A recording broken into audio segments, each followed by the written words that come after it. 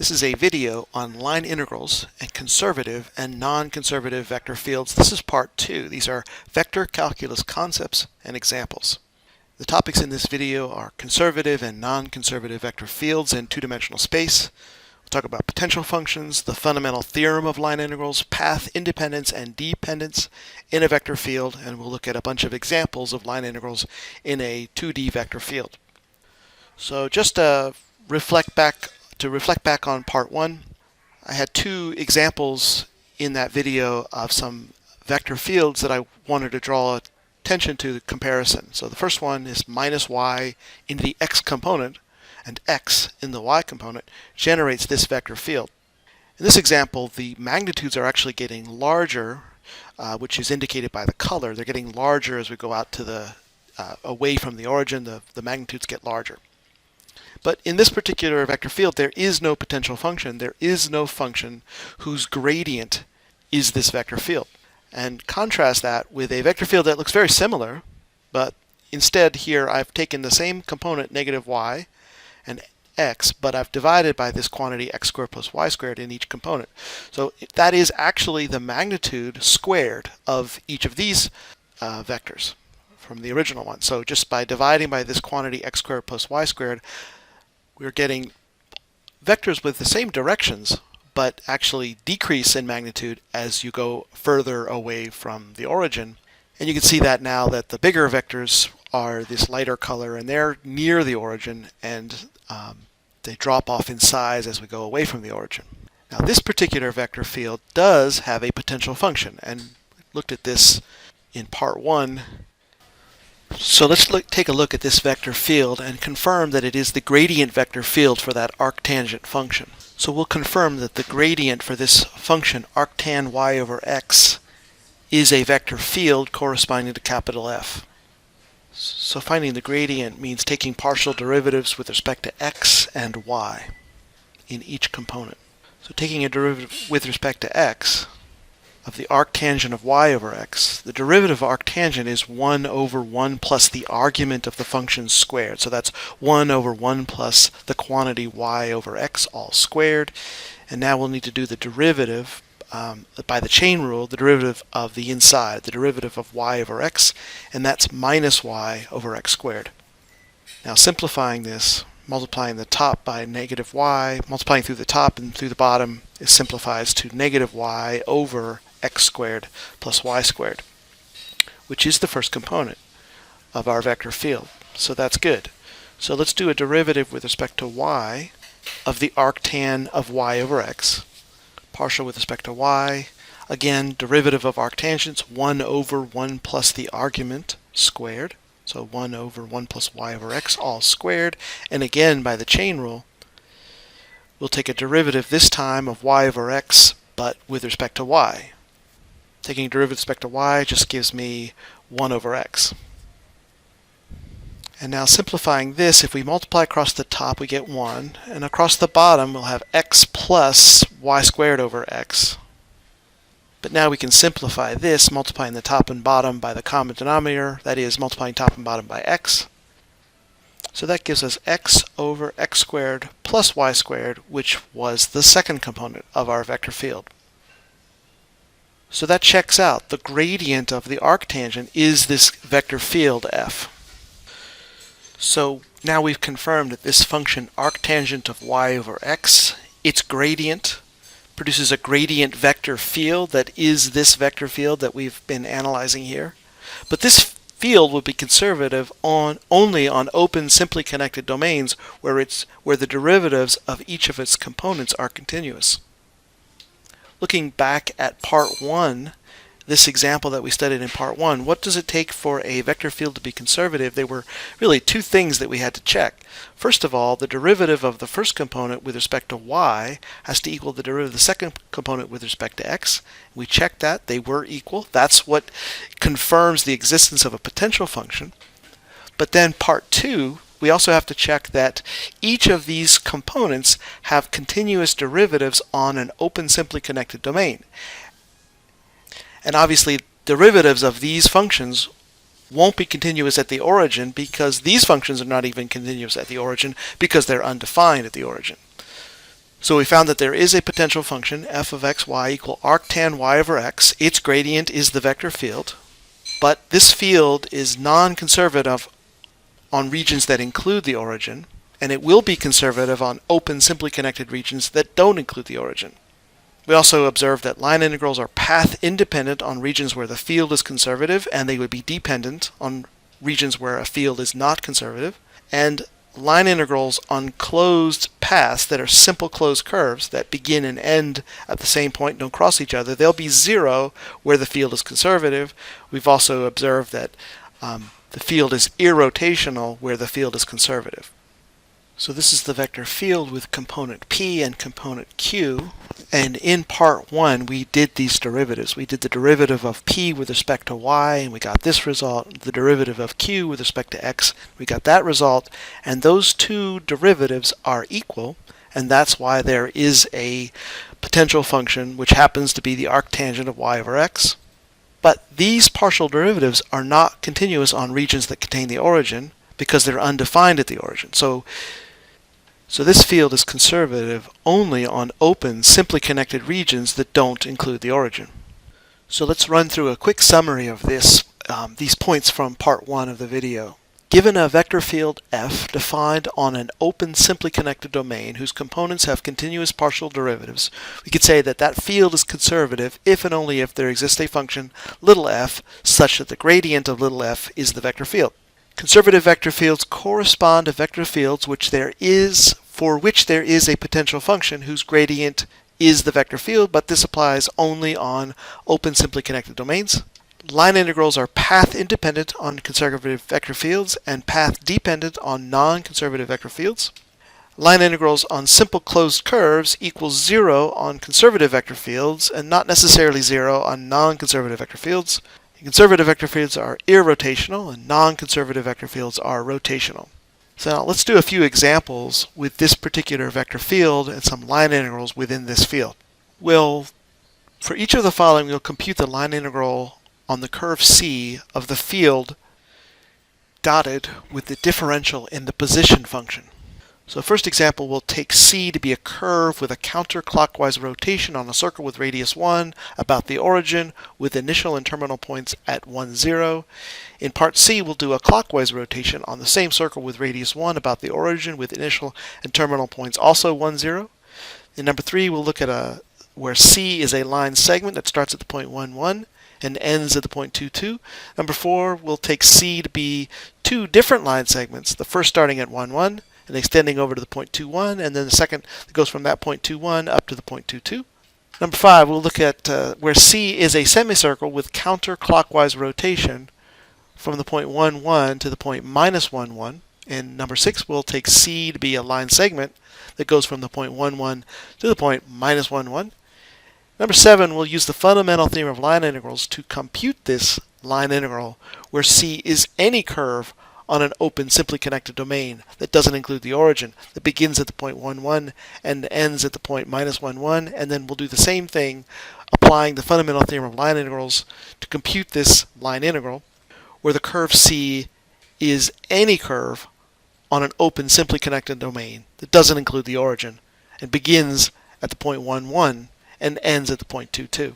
Okay, so let's take this first question. The vector field given by this big F minus y over x squared plus y squared in the x component and x over x squared plus y squared in the y component. For each of the following, compute the line integral along the path C of the vector field dotted with the differential in the position traced out by the curve. So C is a curve with counterclockwise rotation on a circle with radius 1 about the origin with an initial and terminal point at 1, 0. So let's begin this example with a picture of this path C. So here's the point 1, 0, and we need a rotation that is counterclockwise around a circle around the origin. So counterclockwise is going to go like this, x-axis, y-axis. So one of the key things to do here would be to parameterize the curve so that we can compute the line integral. So what curve generates that path? If you do cosine of a parameter t in the x and sine of the parameter t in the y component, so that our x components are always cosine of t, our y components are always sine of t along that, our y values are always sine of t along that path. And to do a line integral of a vector field dotted with differentials in the position along that path, to actually evaluate it, we'll parameterize the curve, start, let's say in general, you'd start at the beginning of the curve, so at some point A, finishing at some other point B. The vector field dotted with the derivative of the position vector and integrated with respect to the parameterization variable that generates the curve. So you look like that. So in this case, we'll figure out what is the derivative of the position. It's basically the tangents to the curve. Right? We're taking a dot product of the field with the tangents to the curve. So we're getting the tangential component of the field and adding that up along the entire interval from A to B throughout that entire curve C.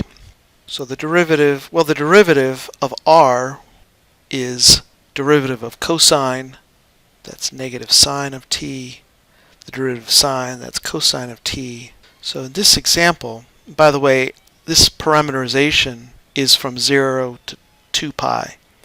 From 0 to 2 pi, and this vector field minus y over x squared plus y squared, the x value over x squared plus y squared, dotted with the derivative of basically the position, so dotted with the sort of a velocity vector tangent to the position, and integrated with respect to the variable we use for the parameter, or the parameterization of the curve. Okay, so we could do this dot product right now, but the problem is that this is in terms of x's and y's, which we want to ultimately integrate with respect to t. So what we'll do is we'll figure out what the x and y values are at any point along the path C by just plugging in what x and y is in terms of the parameterization of the curve.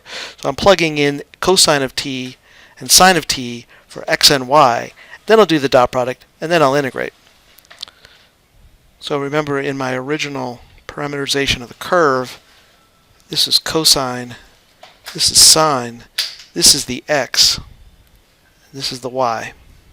So if I plug in negative y, I get negative sine of t over, well, this will be cosine squared t. So that's the x component, and then the y component actually has cosine of t over the same cosine squared t, sine squared t, dotted with negative sine t cos t dt. Well, certainly we want to do the dot product first so we get some kind of expression in terms of t that we can integrate.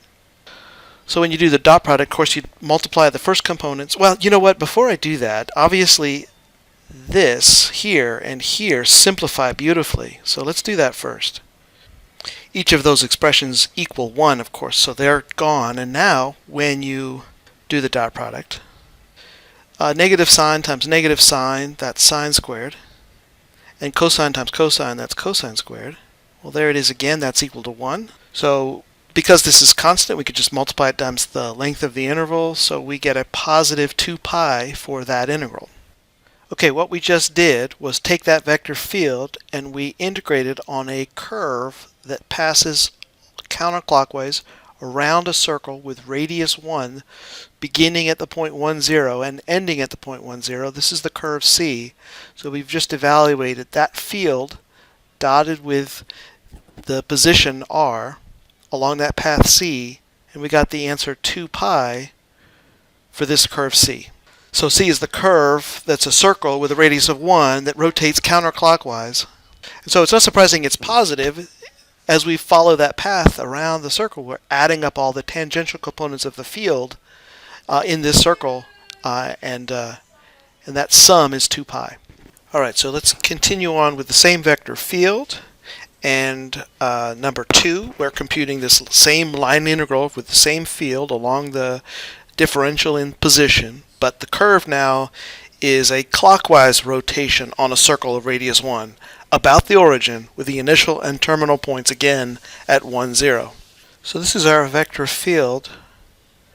We're evaluating this integral, a line integral within the vector field.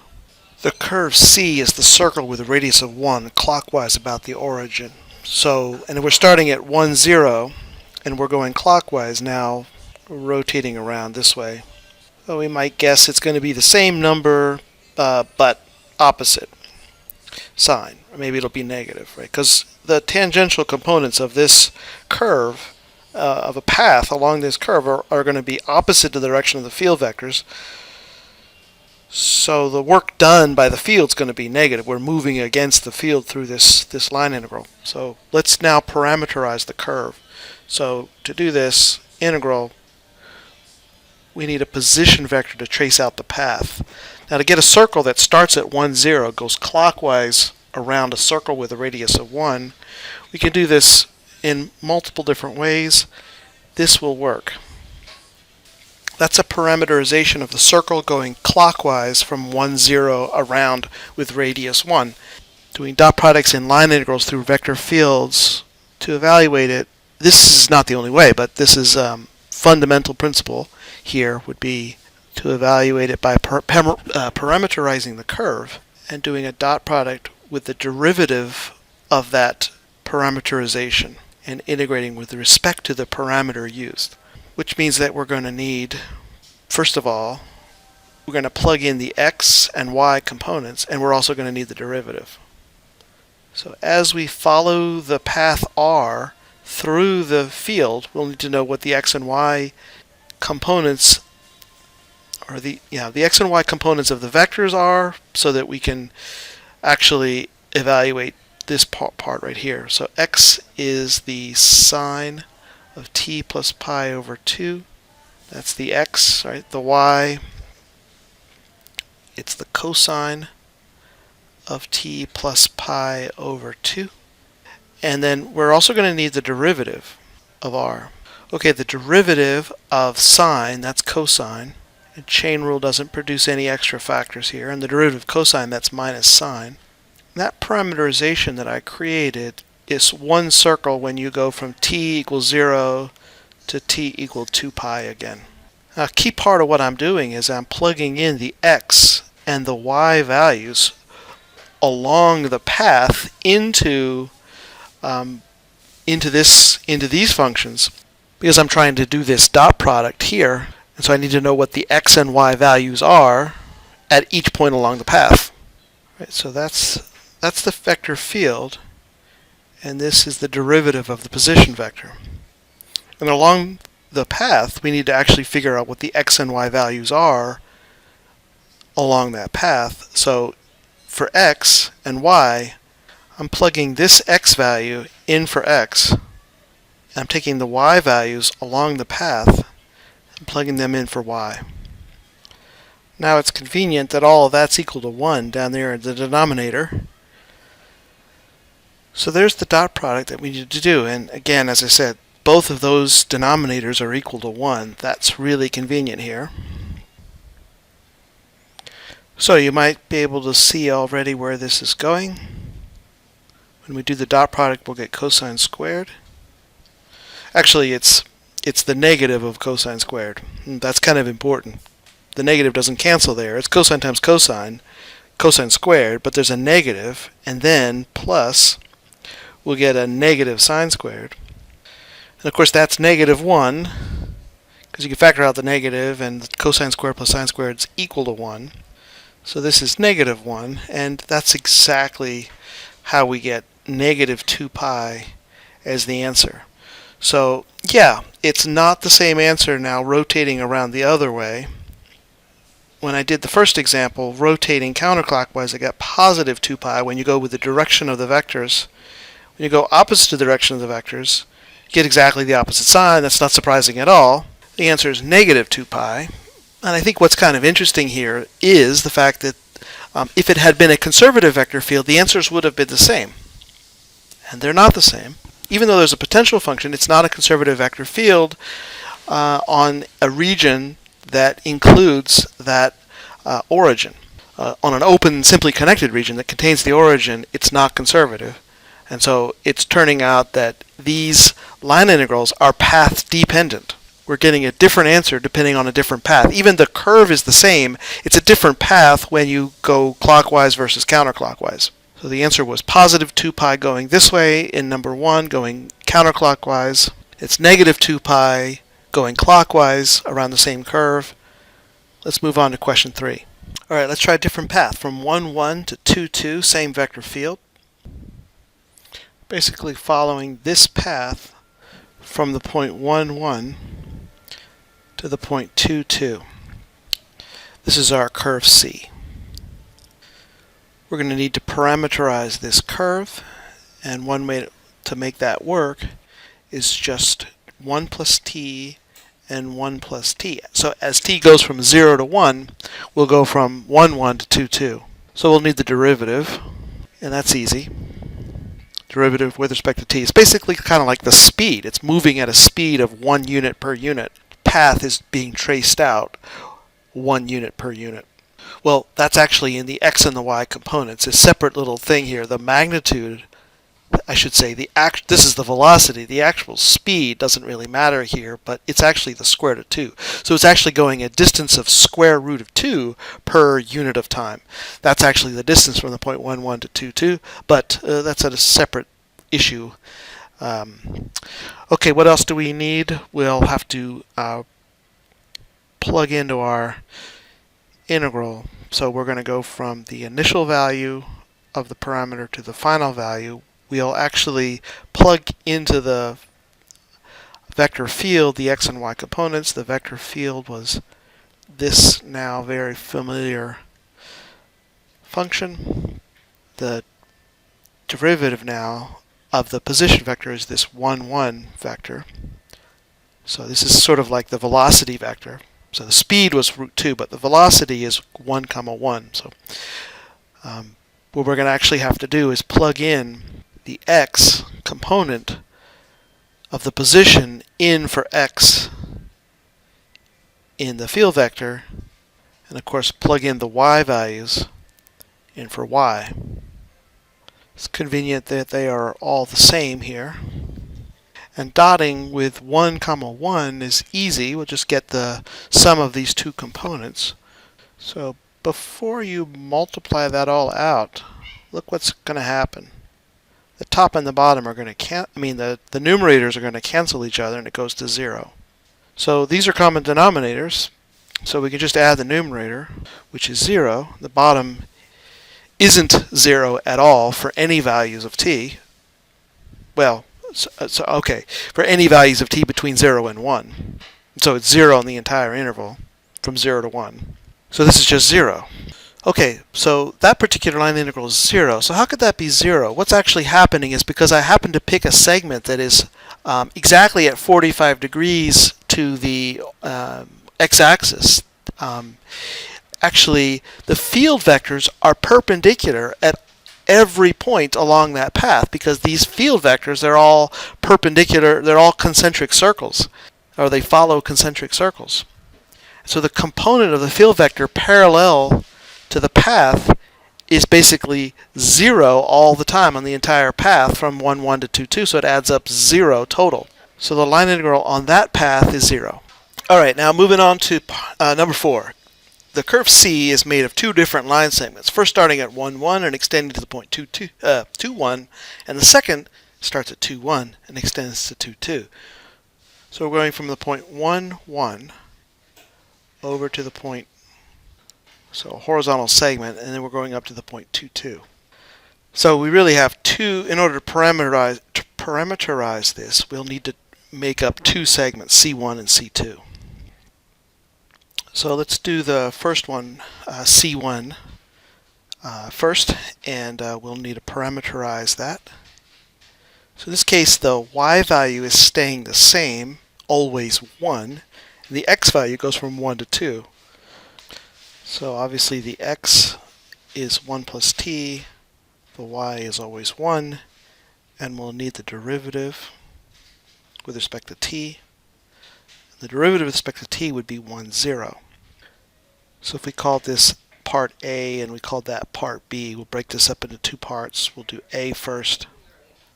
That's along the path C1. We're dotting with R prime, so that's 1, 0. And if I integrate with respect to the parameter, then I could just say from t equals 0 to t equal 1. Because as you arrange from 0 to 1 along that parameter, just the x goes from 1 up to 2. And the y value stays at 1. Well, when you do a dot product here, this is one of the components is 0. So when you do this y component times 0, of course that's 0. So the only thing that contributes any value to the integral is just the x component. So let's just write that dot product that way. It's basically negative y over x squared plus y squared with respect to t, right? Because these cancel out because they're equal to 0 when they multiply together. But of course I need to plug in what the x and y values are along the path. Those are given, of course, right here. So the y value is 1. The x value is 1 plus t. Y value is 1. So I think what I'll do here is I'll factor out the negative. I've got 1 over 1 plus the quantity 1 plus t quantity squared integrated with respect to t. Now, this has an antiderivative that is the arctangent of this argument. And its derivative with respect to t is equal to 1, so there's no need to compensate for the chain rule.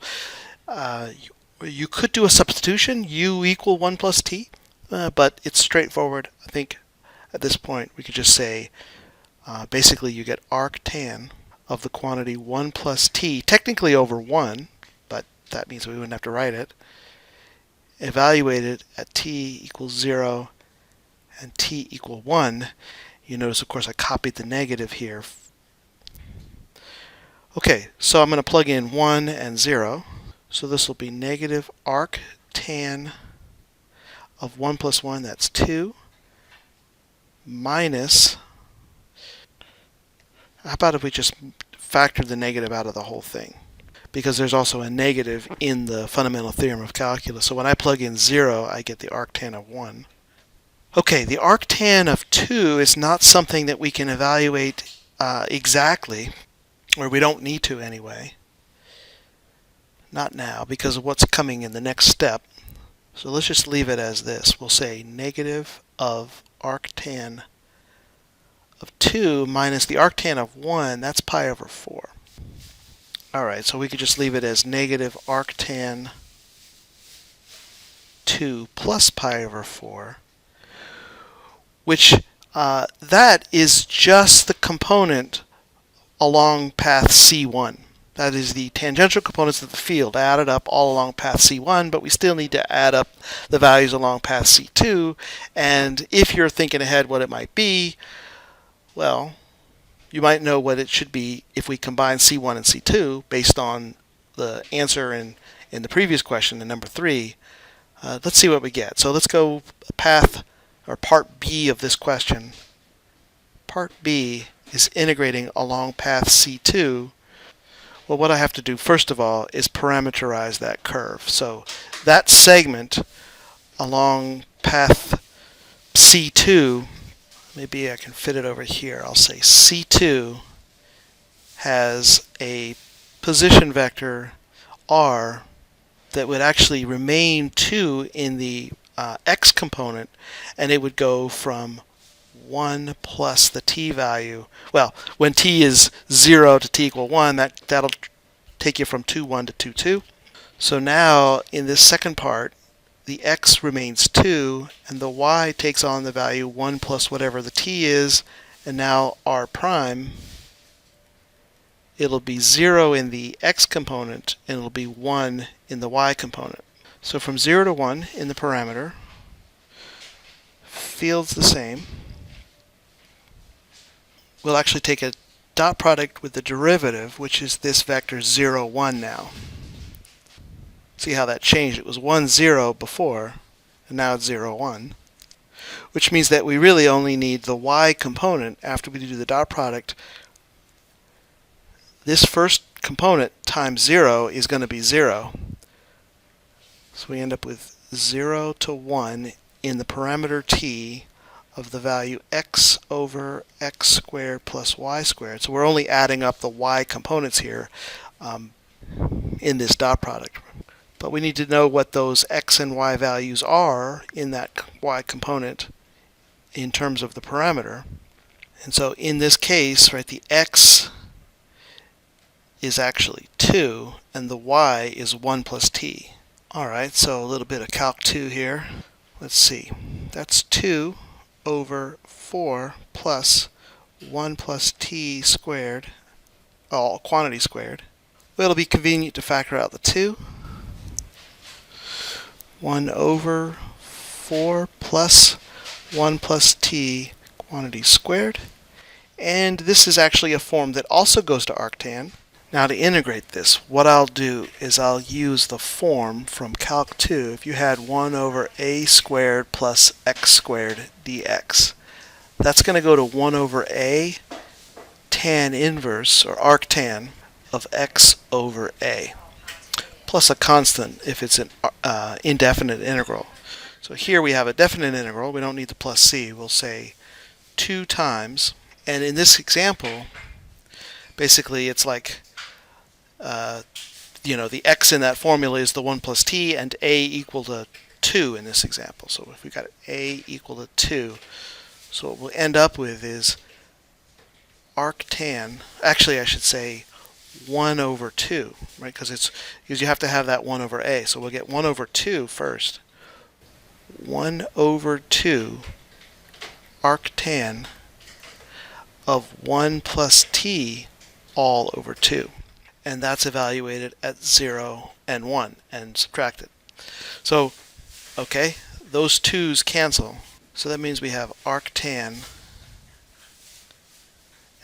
of 1 plus t divided by 2 evaluated at 0 and 1 and subtracted, fundamental theorem of calculus. So when you plug in 1, that'll be arctan of 2 over 2, which is the arctan of 1, minus the arctan. When you plug in 0, you get 1/2, and I don't know immediately an exact value for arctan of 1/2, but that's okay, I don't need it. I will use what we did in the first part, A, of this question. So we know arctan of 1 is pi over 4, and for the moment we'll just leave this arctan of 1/2. So this is my kind of part B answer, path C2. A was this one. What happens if you add those two together, right? Because what we're trying to do is add together A and B. Remember in part A, I got minus arctan of 2 plus pi over 4. And we can see right there that in part B, I got pi over 4 minus arctan of 1/2. So this is where we are. A is minus arctan of 2 plus pi over 4. And B is pi over 4 minus arctan of 1/2. So adding pi over 4 plus pi over 4, that's pi over 2. Alright, so what does that add up to? Right? If you try to use a calculator for arctan of 2 or arctan of 1/2, what do you get?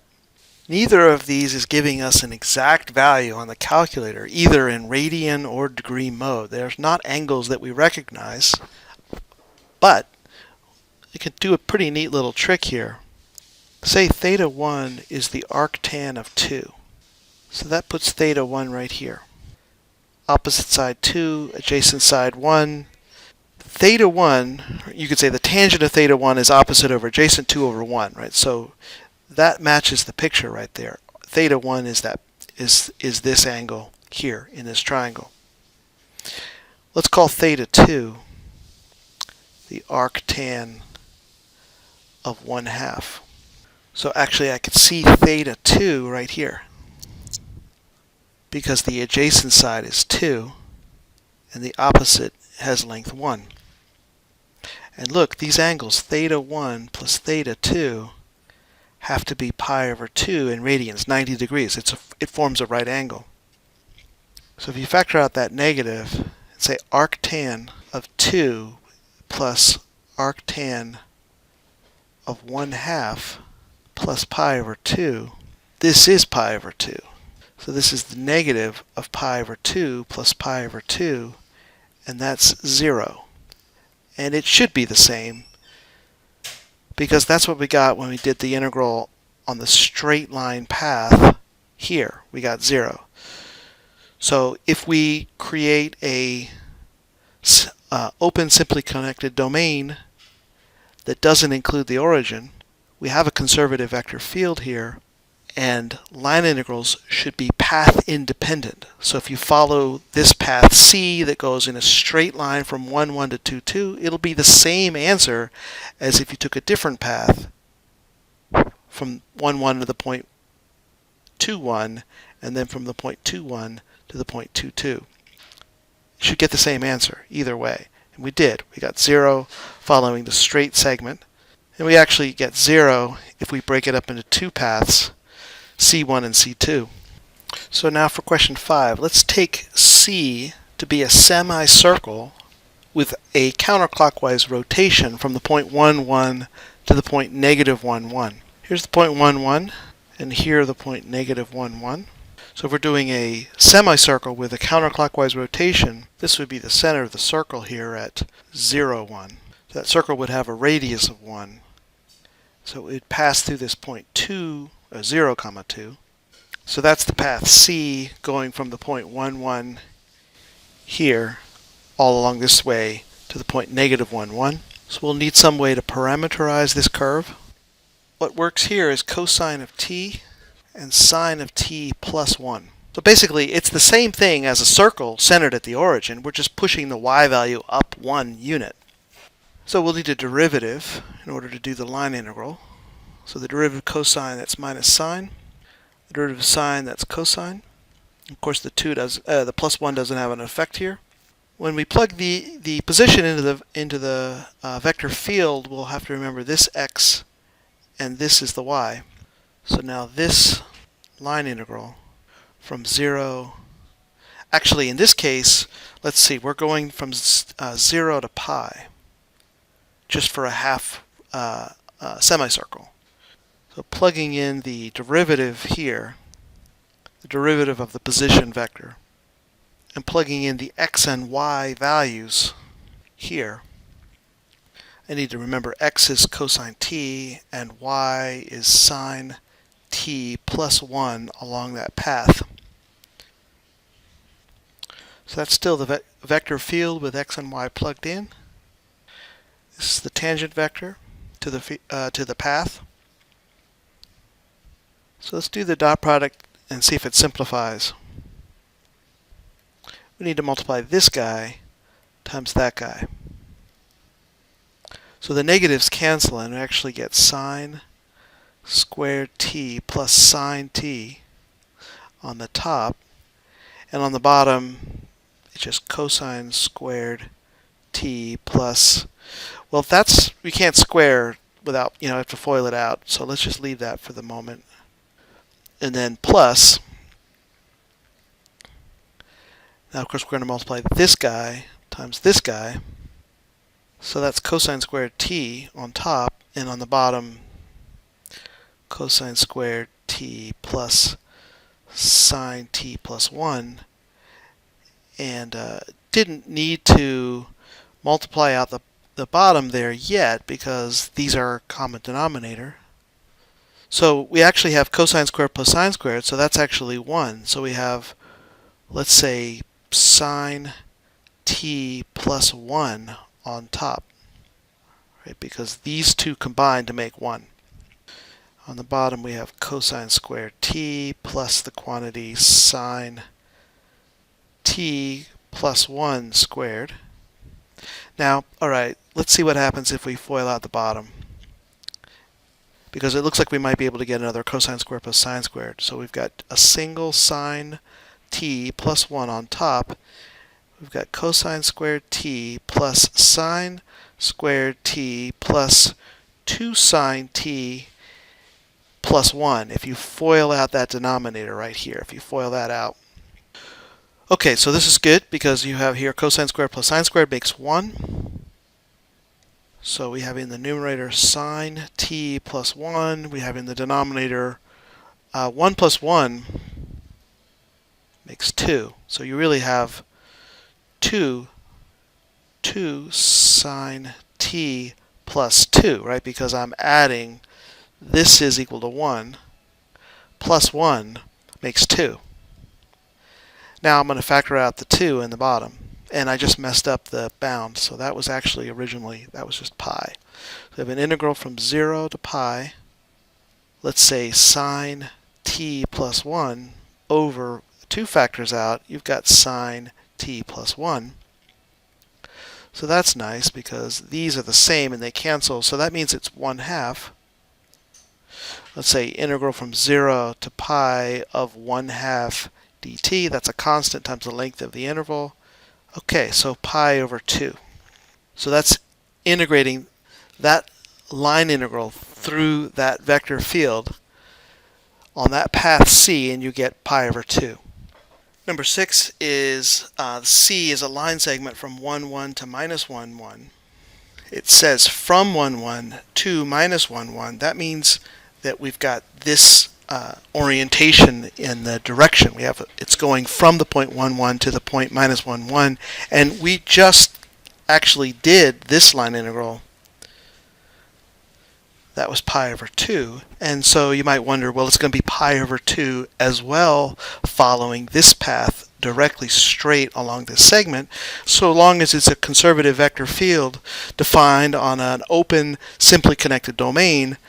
And that is in fact the case. It's any domain that doesn't include the origin, any open simply connected domain that doesn't include the origin, you can form one there, so it should come out the same. Let's confirm that. So if I try to parameterize this straight line segment, C2, that's a segment from 1, 1 to minus 1, 1, well, in this case, the y value is remaining a constant 1, and the x value goes from 1 to minus 1. So we could do start with 1 minus 2t, so that in the space of basically 1 unit in the parameter t will go from a positive 1 to a minus 1. So this will be the x component, this will be the y component for positions, points along the path, and we'll need r prime. So the derivative with respect to t, that's going to be a negative 2 here and a 0 there. So this is all in the interval from t equals 0 to t equals just 1. So if we follow this path C2, so let's say this is C2, so we're going from t equals 0 to t equals 1. So that's what we're going to integrate. Okay, so when I plug in r prime, that's negative 2 comma 0, and plug in the field vector. This is the same field vector we've been using each time. Obviously, when we do the dot product, this y component of the field vector is going to multiply times 0 and give me 0 in the dot product. So the only thing we're going to get is multiplying this first component times this first component. Those are both negatives. So this is an integral from 0 to 1 of positive 2y over x squared plus y squared. But we have to integrate with respect to the parameter, so we need to replace the x and y with their values in terms of the parameter t as we follow that path there, C2. So what is x and y as we follow along? Well, obviously the y remains a constant 1. The x is the only thing changing here, so we've got 0 to 1, 2 times the y value over the x value, which is actually 1 minus 2t squared plus the y value is constant 1 squared, still 1. Okay, so this is an integral from 0 to 1 in the parameter t of 2 over the quantity 1 minus 2t all squared plus 1 dt.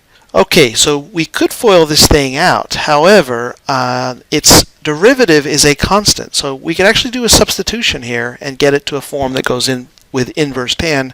So let's do it that way. Let's take the 2 out. Go 0 to 1, 1 over 1 minus 2t, but don't need to FOIL that out. Let's just leave it. What we'll do is we'll say, basically what I want is this kind of form. If I had, let's say it was u squared, a variable, plus a squared, a constant, integrated with respect to u, this would be 1 over a tan inverse, or arctan, of the u variable over the constant a, plus the arbitrary constant. So, in this example, what we want is to take u equal 1 minus 2t. And this will be fine because the derivative of u with respect to t is negative 2. So the differential in u is negative 2 times the differential in t. And that means that we can replace the t with some constant times a differential in u and just factor it out. And of course the a here is just 1. Right, the a is here. A equals 1. And here u equals 1 minus 2t. So let's replace everything. 2 integral. Now, if we're changing the variable of integration, we need to change the bounds. When t was 0, if t was 0, that means u is 1. And if t is equal to 1, when t is 1, that's 1 minus 2, that's negative 1. This will be 1 over u squared plus 1. And replacing the dt, that is differential in u over negative 2. Right? dt is du over negative 2. Okay, so we can take out the negative, cancel the 2's, but you also notice that it goes from 1 to minus 1. So that's kind of backwards to kind of the normal order of things. So let's just drop the negative and reverse the bounds. So let's say it's from minus 1, u equal minus 1 to u equal positive 1, and I've canceled the 2's and I canceled the negative because I reversed the bounds. Okay, so that is tan inverse of u evaluated at u equal minus 1 and u equal 1 and subtracted by the fundamental theorem of calculus. So we're going to do tan inverse of 1 minus tan inverse of negative 1. So that's pi over 4 minus, that's negative pi over 4. So that's pi over 4 plus pi over 4. And perfect, that's pi over 2, and that's what it should be because that's exactly what we got here when I did this other path from this initial point 1, 1 to the terminal point negative 1, 1. I have the same initial and terminal points, but a different path. But this is an illustration of the path independence of the line integral in a conservative vector field. And the field is conservative on this open, simply connected domain that doesn't include the origin. Same answer. Okay, we're getting closer to the end here. This is number 7. Use the fundamental theorem of line integrals to evaluate this line integral of the vector field with respect to position along the curve C, where C is any curve on an open, simply connected domain that doesn't include the origin, beginning at the point 1, 1 and ending at the point negative 1, 1. So taking a look at what that would look like, there's the x and y axis. We're going to start at the point 1, 1, roughly here, and end at the point negative 1, 1, right there. And C is any curve that connects them on an open, simply connected domain that doesn't include the origin. So technically, we could even do like some region like this. And the path could go down here and come back up. As long as it begins at 1, 1 and ends at negative 1, 1, we'll compute the line integral.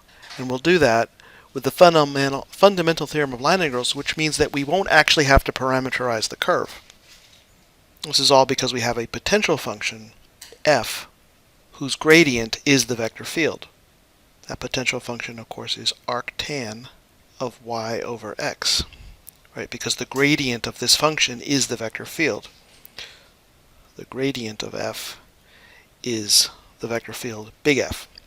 And it's the fundamental theorem of line integrals that says if you want to do a line integral of a vector field, and that vector field has a potential function, so f corresponds to some little f, where the vector field is the gradient of some little function, little f, then what we could do is just evaluate the potential function at the terminal position minus at the initial position. So since arctan is the potential function, we'll just take arctan of y over x and evaluate at the initial position and the terminal position. The initial position here, terminal position. Right, so you plug in the terminal position to the potential function minus the initial position in the potential function. So we're going to get arctangent of 1 over negative 1 minus arctangent of 1 over 1. But we have to be kind of careful with this because here the y is 1 and the x is negative 1. So what's the arctangent in that case? If you just put it in the calculator doesn't know which one has the negative, and it just goes by the definition and produces an angle of negative pi over 4. But if you take arctangent where the y value is positive and the x value is negative, then you actually have to add pi over 2 to the result from the calculator. The tangent of 3 pi over 4 is also negative 1. And it corresponds to the situation where your y value is positive and your x value is negative, because you have to be in that second quadrant, which is out of the range of the inverse. Arctangent of 1, that's pi over 4, and that's how I get pi over 2 to match the answer that I had before. So that is, any path from 1, 1 to minus 1, 1 is going to give me that pi over 2. Just like it did in number 5, just like it does in number 6. We get the same answer in number 7 for any path, as long as we evaluate arctangent using the y and x values that actually correspond to that terminal point, which includes this specific situation that the y is positive and the x is negative. Let's go to the last one, number 8. Use the fundamental theorem of line integrals to evaluate the line integral of the field vector f with respect to position, where C is any curve on an open, simply connected domain that doesn't include the origin, beginning at the point 1, 1 and ending at the point 2, 2. So we're beginning at this point 1, 1, we're ending at this point 2, 2, and now we can imagine any curve that's on an open, simply connected domain that doesn't include the origin. So the region could be like this. Just can't include the origin. It has to be an open region that's simply connected. So again, the thing about the fundamental theorem of line integrals is we don't have to parameterize the curve.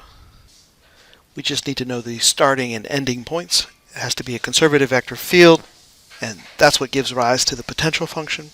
That potential function is the arctangent of y over x.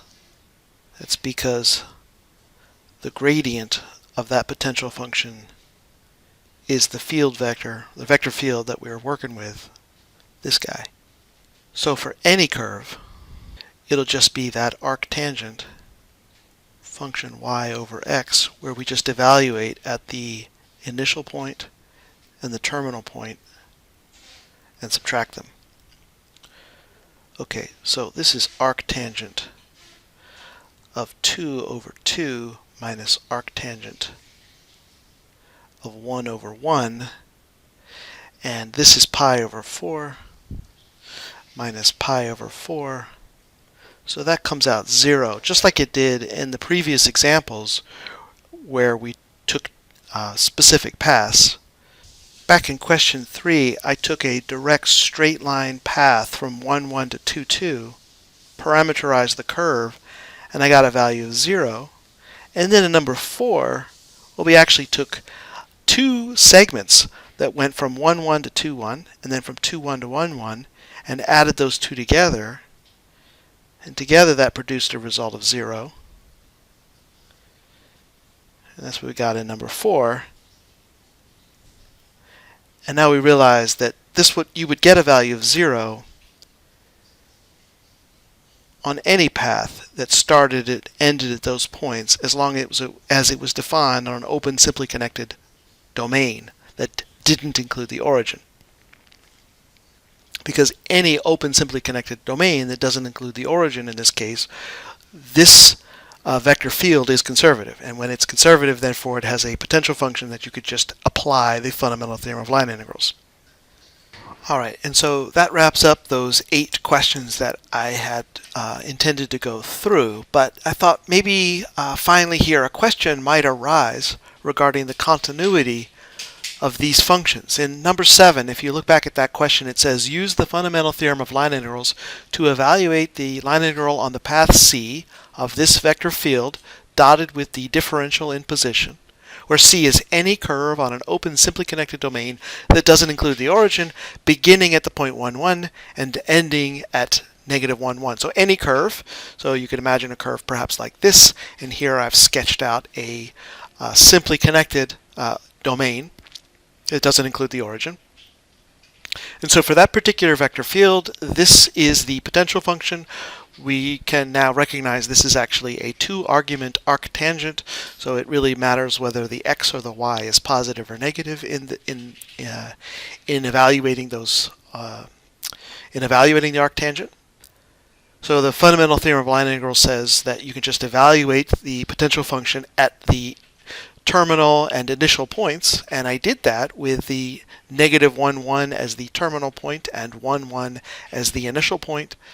And plugging those in, I get 3 pi over 4 minus pi over 4 and pi over 2. And perhaps the question might arise like the arctangent, which you don't actually see visualized here, but the arctangent y over x, it has a discontinuity along the y-axis. Does this invalidate this conclusion? So here's a picture again of the arctangent y over x. It has this discontinuity, this break in the surface along the y-axis. Well, it's this potential function that gives rise to this vector field. This vector field is the gradient vector field for this potential function. Taking derivatives of this function with respect to x gives us the first component. A derivative of this function with respect to y gives you this second component. These arrows are basically telling us the direction of increase in this surface. So you can see this sort of rotation here around the origin is due to the fact that the surface is increasing, but then it starts increasing again, and increasing here, and then increasing again. So that's why it looks this way. But it was in verifying that this was a conservative vector field that I had to do derivatives of each of these components of the vector field. The derivative of the first component with respect to y, and I got this, and the derivative of the second component with respect to x, and I got that, and they're equal. And that means that there is a potential function, which is this arctangent y over x function. These functions have to be continuous on an open, simply connected domain that doesn't include the origin, or, well, they have to be continuous on an open, simply connected domain that doesn't include the origin, because that's exactly where these functions are not continuous, at the origin. While it's true that the arctangent y over x has a discontinuity along the y-axis, actually that doesn't matter. It's the partial derivatives of the components of its gradient vector field, which are these guys. These are the partial derivatives of the components. Here are the components. The p component, the q component. This is the derivative of p with respect to y, and the derivative of q with respect to x. These functions are continuous everywhere except at the origin, and therefore the vector field is conservative on any open simply connected domain that doesn't include the origin. Here's a graph of this function y squared minus x squared over x squared plus y squared all squared that is this these partial derivatives that happen to be equal. So this was the potential function f of xy that's graphed as a surface in three-dimensional space. This is the corresponding gradient vector field, and the derivatives of those components equal this and are continuous everywhere except at the origin, which means that we have this is a conservative vector field on open, simply connected regions that don't include the origin. Thought I might just say a few words about the software that I'm using to graph these functions here. What I've been using is Wolfram Programming Lab, which is at this website lab.wolframcloud.com, and you can create a free account. And if you're taking differential equations in Calc 3, I think this is worthwhile. Also for linear algebra or any advanced math. I think this is particularly useful because, for example, once I generate a graph here, I can rotate it.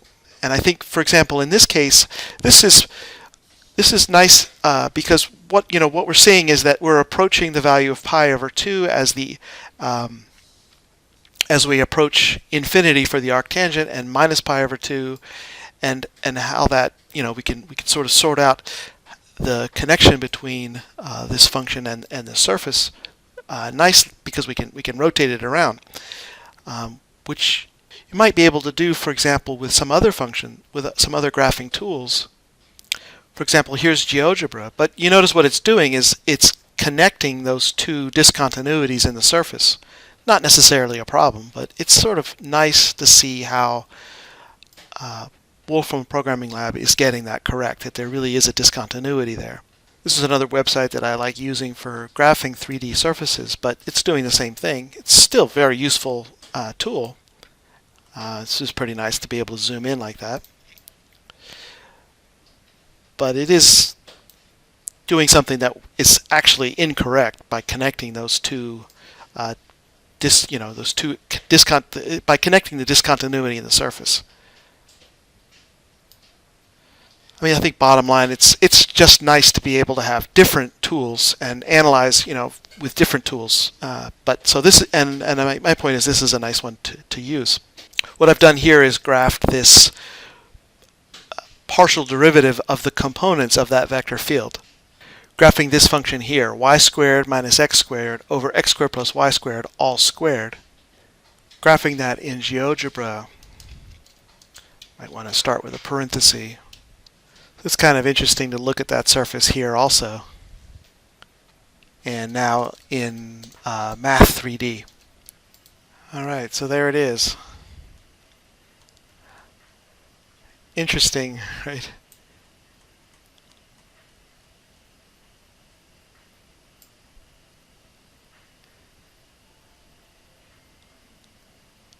Continuous along the y-axis except at the origin.